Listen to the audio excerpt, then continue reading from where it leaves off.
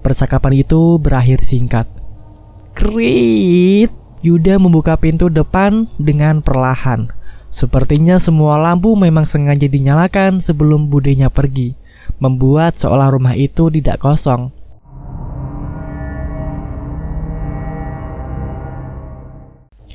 Kamar Rudy yang berada paling depan sebelah ruang tamu. Sengaja ia buka pintunya. Rumah itu memang sangat kecil, jauh berbeda dengan rumah besar yang selama ini Yuda dan keluarga besarnya tinggali. Membuat ia sedikit berpikir, kenapa Bude dan Padenya bersikukuh untuk tinggal terpisah. Rumah itu hanya memiliki 2 kamar tidur, 1 ruang tamu, 1 kamar mandi, dan dapur belakang yang letaknya bersebelahan dengan kamar Budenya. Yuda membuka pintu kamar mandi dan berjalan lurus ke dapur, lalu masuk ke dalam kamar Budenya. Wangi bunga melati langsung menyeruak.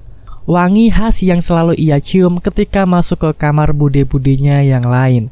Suasana menjadi begitu familiar, seakan ia berada di rumah besar. Yuda duduk di atas kasur. Rumah itu tak nampak angker sama sekali, bahkan sangat bersih dari makhluk gaib. Seakan rumah ini sudah ada pemiliknya. Yuda beranjak dan mulai mencari sesuatu, entah apapun itu. Ia bahkan tak tahu. Ia membuka lemari pakaian yang berada tepat di samping kasur. Nihil. Ia cari di laci meja rias, tak ada yang dia temukan. Ia kembali duduk di atas kasur sambil mencoba berpikir. Tiba-tiba sesuatu di kolong kasur menarik kakinya dengan kuat. Yuda yang kaget langsung berdiri dan berbalik mundur. Ia melihat tak ada apapun di sana. Mereka ternyata bersembunyi. Tapi dari siapa? Bisiknya dalam hati. Sudah hal yang biasa bagi Yuda ketika melihat para makhluk itu di semua tempat, bahkan tempat yang terlihat suci sekalipun. Namun, saat pertama masuk ke rumah ini, ada sesuatu yang mengganjal. Kini ia tahu, mereka semua bersembunyi. Ia berjongkok mencari sesuatu di kolong yang gelap itu.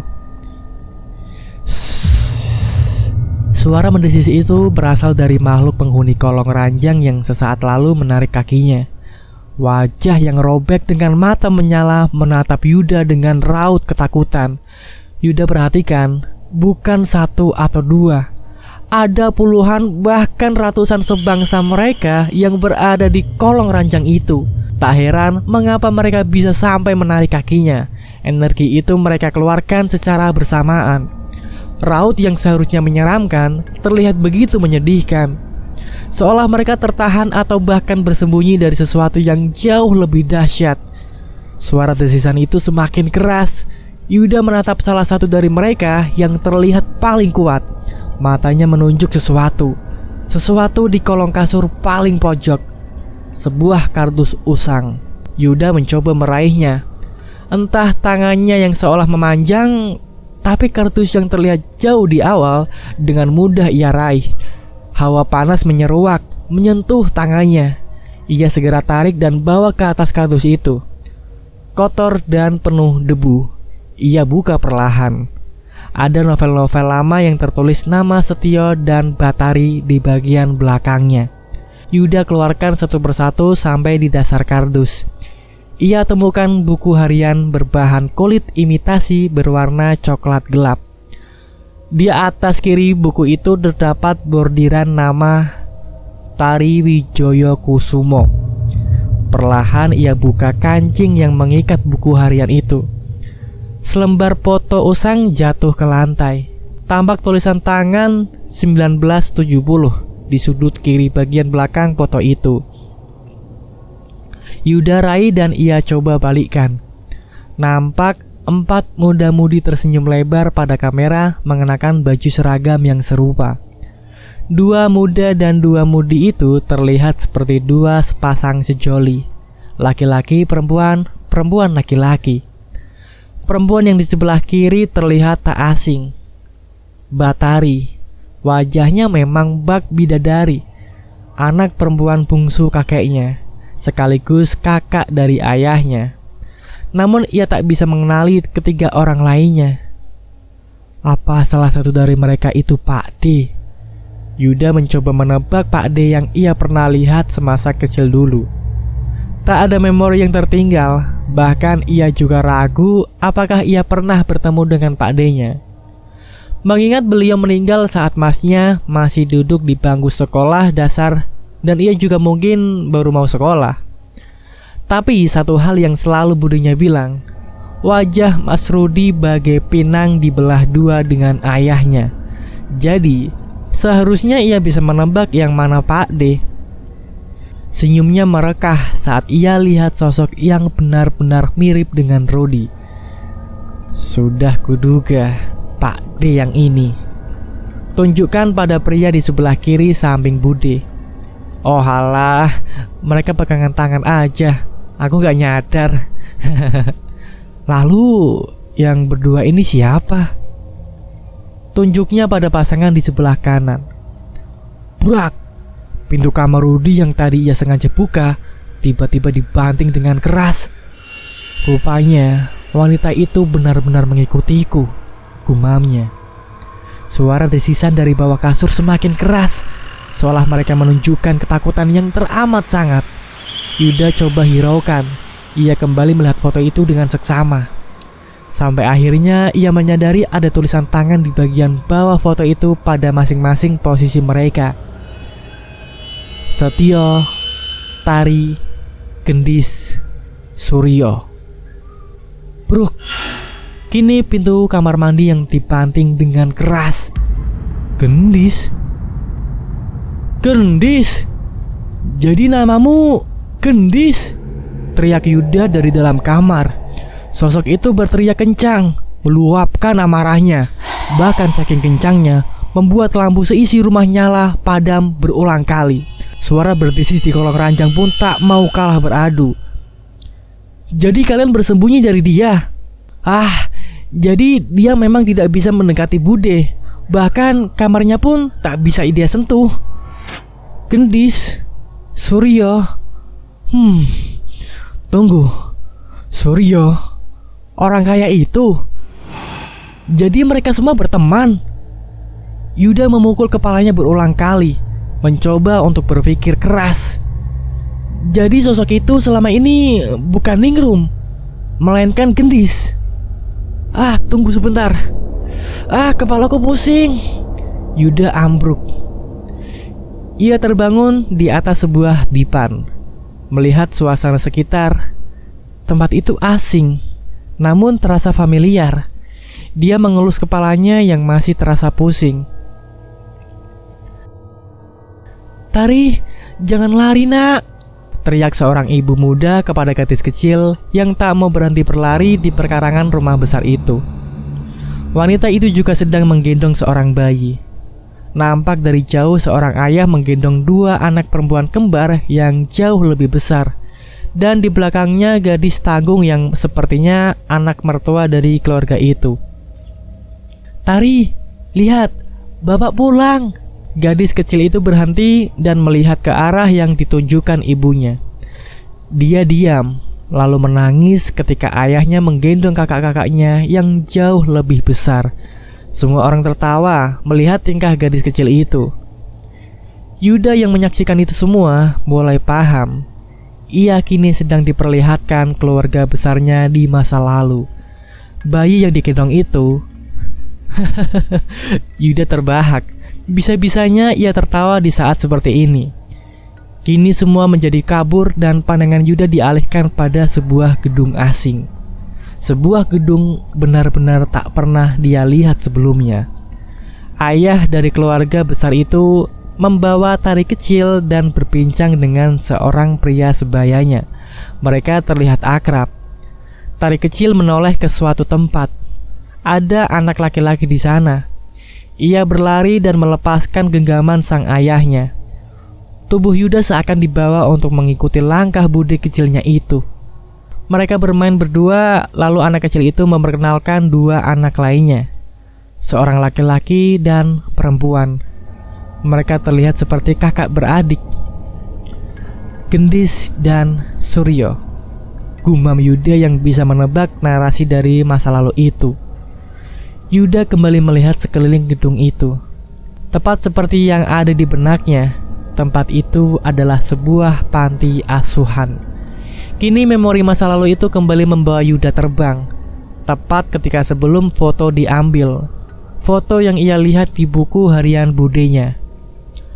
Keempat muda-mudi itu tertawa bahagia menatap kamera jadul yang dipegang sang fotografer. Tepat sebelum memberi arahan, Setio meraih tangan Tari. Mereka berdua tersenyum lebar. Namun setelahnya, kedua orang di samping mereka menyadari hal itu, dan raut wajah mereka berubah total. Lembaran kilas balik masa lalu berputar di depan mata Yuda. Romansa Bude dan Pak D-nya terlintas begitu indah, membuat ia tak sabar untuk menceritakannya kepada Rudi. Semuanya berjalan semakin cepat, dan ia sekilas memahami kemana arah cerita ini akan berlanjut. "Menikahlah denganku," pinta pemuda itu dengan paksa. Gadis itu menggelengkan kepalanya. Ia berusaha melepaskan cengkraman pemuda itu. "Apa yang kamu lihat padanya yang aku tak punya?" Bukan begitu. Aku tidak bisa menikah denganmu," jawab gadis itu gugup. "Kenapa? Karena aku miskin? Karena aku anak yatim piatu?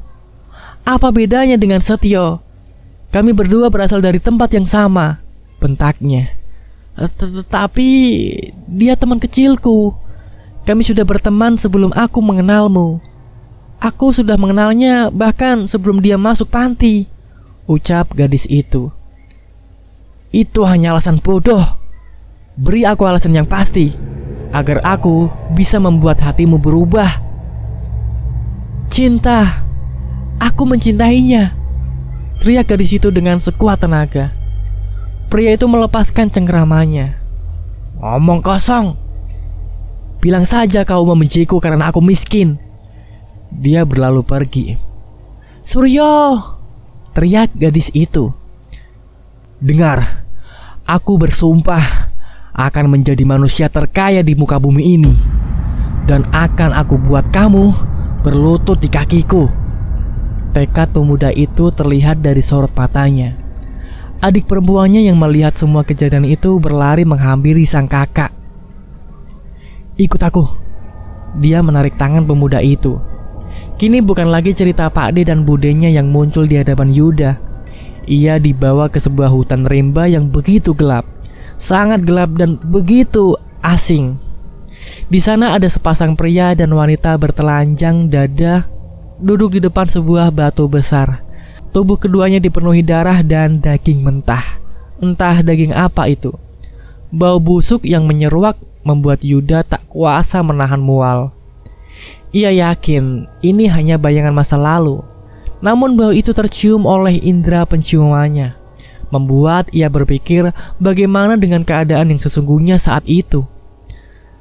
Semua reka adegan itu berlangsung secara cepat.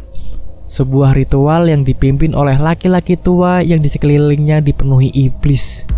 Para iblis itu seakan siap menerkam dua manusia yang berhati busuk itu. Kengerian tak dapat dipungkiri menjalar di tubuh Yuda. Ini kali pertama ia melihat ritual yang begitu menjijikan sekaligus mengerikan. Dia hanya berada dalam bayangan, namun rasa takut itu terus hinggap. Yuda yang begitu pemberani dan tak kenal takut, kini nyalinya bagai sebutir beras melihat seluruh iblis berkumpul di hutan itu. Salah satu dari mereka melihat ke arahnya. Ia yakin itu hanya prasangkanya saja. Tak mungkin ia dapat terlihat di tempat yang sudah menjadi masa lalu itu. Namun ia tak mampu menahan ngeri dan rasa takutnya. Ia refleks berjalan mundur. Makhluk itu semakin dekat hingga Yuda tak mampu lagi berjalan mundur. Ia berbalik dan berlari sekencang-kencangnya. Seutas tali melingkar di leher Yuda membuat ia tak mampu bernafas. Ia berusaha melepaskan tali itu dari lehernya. Sulit, tali itu melilit. Kakinya meronta. Ia kehabisan nafas. Terdengar suara sayup-sayup ayahnya memanggil nama Yuda. Ia berusaha menenangkan anaknya itu. Hingga gambaran masa lalu itu perlahan berubah. Tali itu terlepas. Yuda tidak lagi berada di hutan. Kini ia berada di sebuah rumah yang layaknya sebuah istana. Terlihat dua orang yang begitu familiar. Kakak beradik itu kini menjelma menjadi saudagar kaya raya. Yuda melihat keduanya berpakaian rapi dan pergi dengan mobil mewah keluaran terbaru pada masa itu. Sebuah kendaraan yang bahkan tidak semua orang memilikinya. Adegan berputar dengan cepat, membawa ia ke tempat tujuan kedua kakak beradik itu. Sebuah rumah besar. Lamaran pemuda itu ditolak, bahkan tanpa menemui sang gadis pujaan hati. Seorang Wijaya Kusumo itu dengan tegas menolak pinangan pemuda yang sanggup memberikan mahar sebesar apapun untuk putrinya. Cah bagus, aku itu gak lihat hartamu.